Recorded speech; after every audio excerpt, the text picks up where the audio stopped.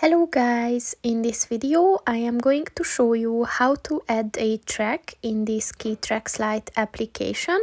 But first I just want to mention, don't forget to subscribe to my channel, because at 10,000 subscribers I am going to show you my whole YouTube revenue statistics and growth strategy, as well as how to make money online.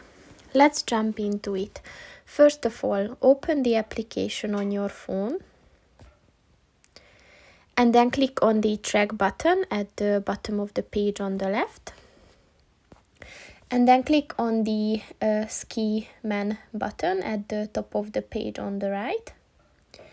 So first you can give a name to your track, and then you can add any comment that you want. And then you can set the activity. And then you can set a rate if it was a poor day or an incredible day, so you can just set that. And then you can also set the weather, so if the sky was clear or cloudy, or if there was any rain or snow.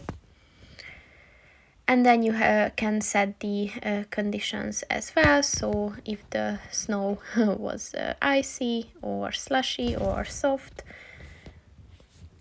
And then you can set if you want to include in a season, and then your device is there. So once you've done that, your track is finished. So that's pretty much it for this video, guys. See you in the next one.